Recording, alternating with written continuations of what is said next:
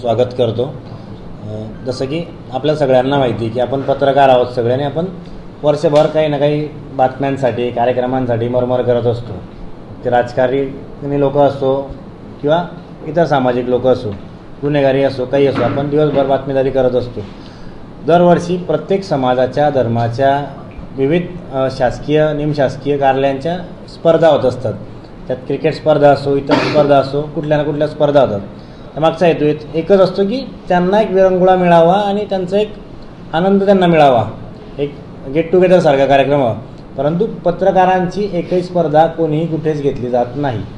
आपण यावेळेस पहिल्यांदा एक नवीन उपक्रम राबवण्याचं ठरवलं की पत्रकार प्रीमियर लीग महाराष्ट्रात हा असा प्रथमच हा प्रयोग होतो आहे जो आजपर्यंत कुठेच झालेला नाही। त्यात एक विशेष गोष्ट म्हणजे अशी की आपल्या पत्रकारिता क्षेत्रामध्ये असं आहे की काही आपले वेगवेगळे माध्यम असतात, print media, electronic media, digital, portal, press, photographer. तर या सगळ्यांना एका व्यासपीठावर आणणं म्हणजे फार अवघड काम आहे। तर त्याच म्हणजे त्याचा आपण एक छोटासा प्रयत्न यावर्षी करतो आहे।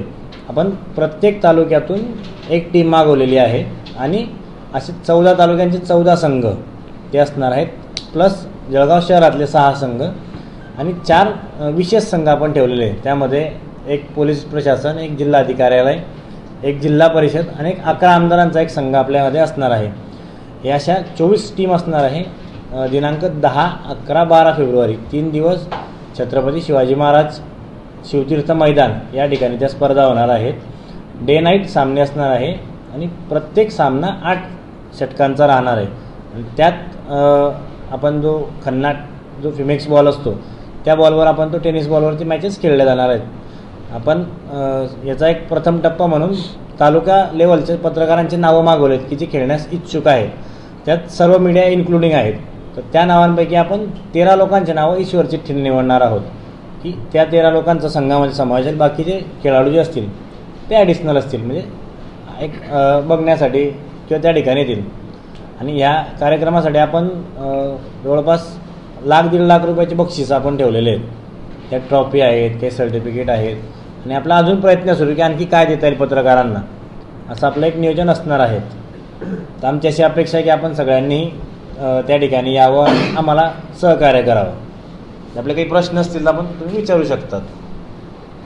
म्हणजे इतर ज्या मॅचेस होतात कुठल्याही समाजाच्या असो त्या ठिकाणी प्रत्येक खेळाडूकडून काही ना काही शुल्क घेतलं जातं। आपण आपल्या खेळाडूंकडून एकही रुपया आपण त्यांच्याकडून घेणार नाही आहोत। प्लस जो जर्सी असेल तोही आपण त्यांना आपल्याकडून देणार आहोत।